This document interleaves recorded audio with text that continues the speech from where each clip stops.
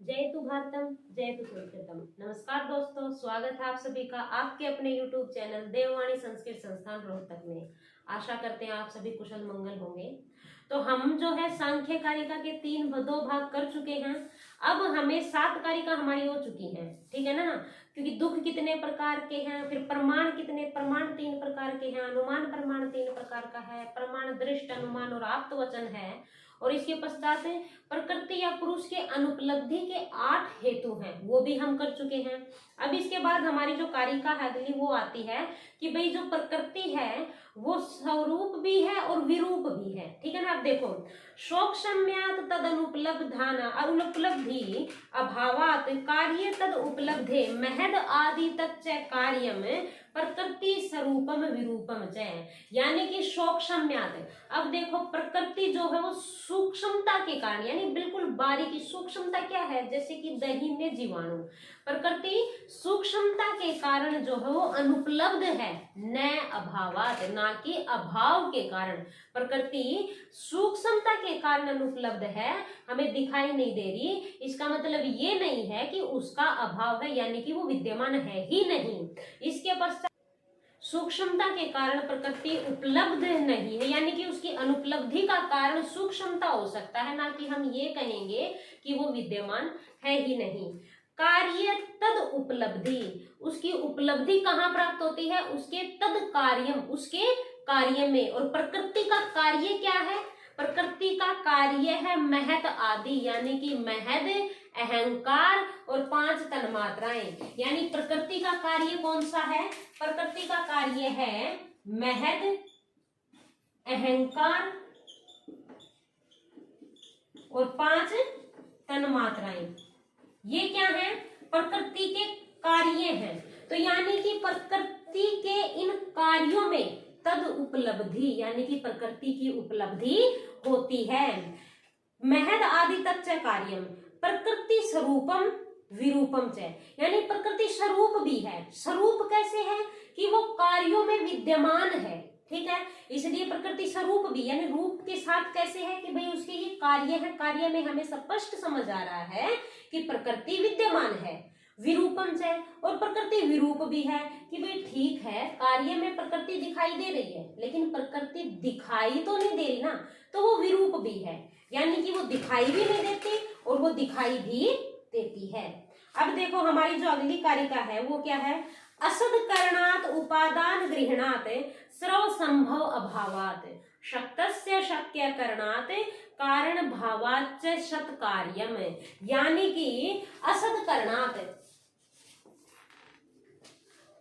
अब हमारी जो अगली जो कारिका है वो असद करणात, असद करणात यानी कि अविद्यमान की उत्पत्ति, असद करणात, यानी असद करणात क्या है, अविद्यमान की उत्पत्ति न होने के कारण, यानी कि इसने बताया है कि सत्कार्यवाद। अब जो है सत्कार्यवाद के 5 हेतु हैं, यानी कि कार्य सत्य में, यानी कि सही रूप में कार्य विद्यमान है, इसके 5 हेतु हैं। असद करणात, उपादान गृहणात, सर्व संभव अभावात, शक्तस्य शक्य करणात और कारण भावात च, ये हमारी कारिका है। और इसमें सत्कार्यवाद के 5 हेतु बहुत इंपॉर्टेंट की जो कारिका है भाई ये, क्योंकि छोटे क्वेश्चन में भी पूछा जा सकता है कि सत्कार्यवाद के कितने हेतु हैं, ठीक है ना। या फिर प्रकृति, अगला पीछे जो मैंने पढ़ाई थी, प्रकृति या पुरुष की अनुपलब्धि के कितने हेतु, ये हमारा छोटा क्वेश्चन बनता है ना। तो इसके बाद असद करणात, यानी कि असद करणात इसने क्या बताया है कि अविद्यमान की उत्पत्ति न होने के कारण, यानी कि जो विद्यमान नहीं है उसकी उत्पत्ति न होने का क्या कारण है। अब उपादान गृहणात, उपादान गृहणात क्या है कि भाई किसी विशिष्ट, उपादान गृहणात क्या है कि किसी विशिष्ट कार्य से, विशिष्ट कारण से विशिष्ट कार्य की उत्पत्ति, यानी कि कोई विशिष्ट कारण, कारण क्या है कि भाई दूध से दही की उत्पत्ति, तो विशिष्ट कारण से विशिष्ट कार्य की उत्पत्ति प्राप्त होना ही उपादान गृहणात है। अब आता है सर्व संभव अभावत, इसी का, इसमें ही शब्द में ही पता चल रहा है कि सर्व संभव अभाव, यानी कि हर जगह कार्य विद्यमान होना अभाव होता है। यानी कि अब देखो बोला कि उपादान गृह्णात यानी कि विशिष्ट कारण से विशिष्ट कार्य की उत्पत्ति होती है। जैसे कि विशिष्ट कारण क्या है कि भाई हमें दूध से विशिष्ट कार्य यानी कि दही की उत्पत्ति होना।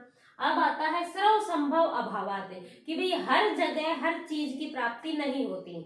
जैसे कि सामर्थ्य जिसका जिस चीज का है वो वही दे सकता है। जैसे कि भाई हमें तेल चाहिए तो तेल किससे होता है? तेल का कारण क्या है? तिल है। तो तिलों से तेल निकलता है, ना कि हम कहें कि भाई हमें बालू मिट्टी से भी तेल चाहिए। तो इसमें क्या है कि सर्व संभव हर जगह उस चीज की संभावना नहीं हो सकती, क्योंकि तेल केवल तिल से निकलता है, ना कि मिट्टी से। अब हमारा जो अगला है यानी कि फोर्थ, वो क्या बोल रहा है? शक्तस्य शक्य करणात यानी कि समर्थ कारण से ही समर्थ कार्य की उत्पत्ति होती है। जैसे कि तिल से तेल बता दिया, दूध से दही, इसका भी यही है कि भी दूध से दही का निकलना ही समर्थ कारण से समर्थ कार्य की उत्पत्ति होना। कारण भावाच्च, और कारण यानी कि कारण कार्य में ही विद्यमान होता है। कारण कार्य में ही विद्यमान होता है, ठीक है ना। तो ये थे हमारे षटकार्यवाद के 5 हेतु। अविद्यमान उत्पत्ति न होने का कारण, उपादान गृह्णात यानी कि विशिष्ट कारण से विशिष्ट कार्य की उत्पत्ति होना, जैसे कि दूध से दही की उत्पत्ति है। सर्व संभव अभावात यानी कि हर वस्तु में हर चीज की संभवता नहीं हो सकती, उसमें उसका अभाव होता है। जैसे कि तिल से हम तेल निकाल सकते हैं, लेकिन बालू मिट्टी से हम तेल नहीं निकाल सकते। शक्तस्य शक्य करणात यानी कि समर्थ से समर्थ कार्य की उत्पत्ति होना। समर्थ कारण जिस चीज में जिसका सामर्थ्य है वो उसकी उत्पत्ति करता है, जैसे कि दूध से दही की उत्पत्ति। कारण भावात यानी कि कारण में ही कार्य विद्यमान होता है। इसके अतिरिक्त कारिका है वो क्या है? जो हेतुमत नित्यम अव्यापी सक्रिय अनेकम आश्रितम लिंगम स अवयम परतंत्रम व्यक्तम विपरीत अव्यक्तम यानी कि व्यक्त क्या क्या है? हेतुमत है, अनित्य, अव्यापी, सक्रिय, अनेक, आश्रित, लिंग, सवयव, परतंत्र। और तद विपरीत, इसके विपरीत, व्यक्त के विपरीत क्या है? अव्यक्त है। अब हम समझेंगे कि भाई हेतुमत, अनित्य इत्यादि क्या होता है। यानी कि व्यक्त क्या है? कार्य है। कार्य हेतुमत होता है क्योंकि कार्य का कोई ना कोई कारण है, ठीक है। अनित्य है क्योंकि अगर कोई कार्य बना है तो उसका विनाश भी निश्चित है। जैसे कि कोई घड़ा बना है, अब घड़े का विनाश भी निश्चित है, टूटेगा फूटेगा। तो ये क्या है? अनित्य है, जो सदैव नहीं रह सकता, अव्यापी है। अब ये घड़ा जो है हर जगह विद्यमान नहीं हो सकता, तो ये अव्यापी है यानी कि हर जगह फैला हुआ नहीं होता। सक्रिय है यानी कि ये क्रिया करता है, क्योंकि कोई भी कार्य जब उत्पन्न होता है तो कार्य बहुत सारी क्रियाएं करता भी है। अनेक है क्योंकि इसके स्वरूप जो है अनेक सी चीजें, यानी कि जब कोई कार्य होता है वो अनेक रूपों में विद्यमान होता है। आश्रित है क्योंकि ये मिट्टी का जो घड़ा है, अब हमारा ये उदाहरण है तो मिट्टी का जो घड़ा है वो मिट्टी के ऊपर ही आश्रित है, ठीक है ना। इसके बाद आता है लिंग यानी कि चिन्ह से युक्त है, ठीक है। स अवयव यानी कि ये अंगों के साथ है कि भाई मिट्टी से बना है तो इसके जो अलग अलग जो पार्ट है वो दिखाई दे रही है, यानी कि इसका जो अंग है वो दिखाई देता है। परतंत्र है यानी कि ये दूसरे के अधीन है, क्योंकि ये मिट्टी के अधीन है, ठीक है ना। तो मिट्टी से घड़ा बना है तो घड़ा क्या है? परतंत्र हुआ, ठीक है। तो ये तो थे हमारे व्यक्त। इसके बाद तद विपरीत अव्यक्तम, व्यक्त के जो विपरीत है वो अव्यक्त है, अहेतुमत है, क्योंकि ये कारण है, इसका कारण प्रकृति का कोई कारण नहीं है। ये नित्य है, प्रकृति सदैव रहती है।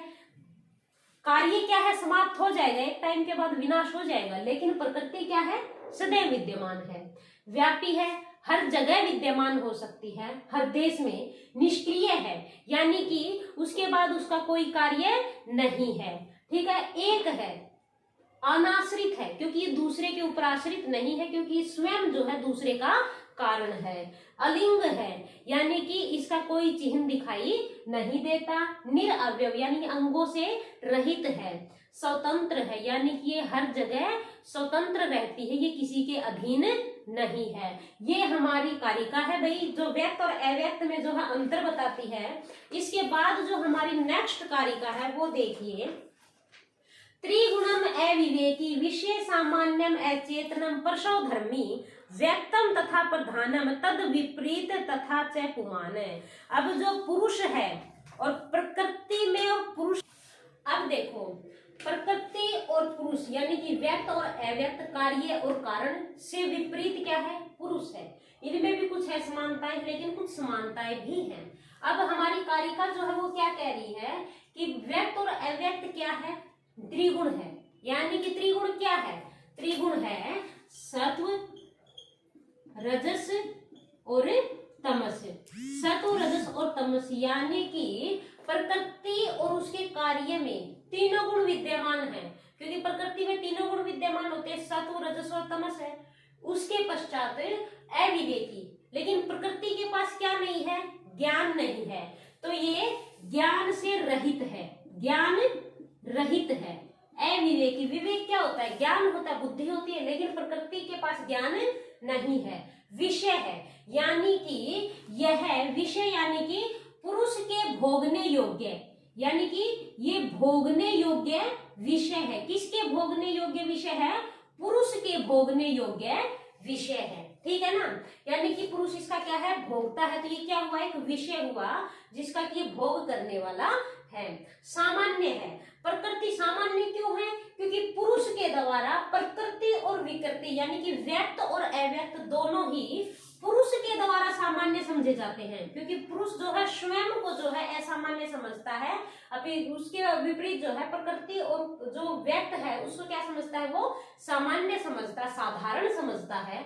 अचेतन, क्योंकि प्रकृति जो है वो जड़ के साथ है, चेतन से रहित है। प्रकृति क्या है, जड़ युक्त है, ठीक है। प्रसवधर्मी, ये उत्पन्न करती है, सीधी सी बात है, हाँ ये उत्पन्न करती है, क्योंकि ये उत्पन्न करती है, ठीक है ना, क्योंकि ये कारण है तो कार्य को उत्पन्न करती है। पुरुष क्या है, तीनों गुणों से रहित है, सत्व रजस तमस, इसमें तीनों गुण विद्यमान नहीं है। विवेकी है, क्योंकि ये ज्ञान से युक्त है, ये क्या है, ज्ञानवान है, ज्ञानवान है।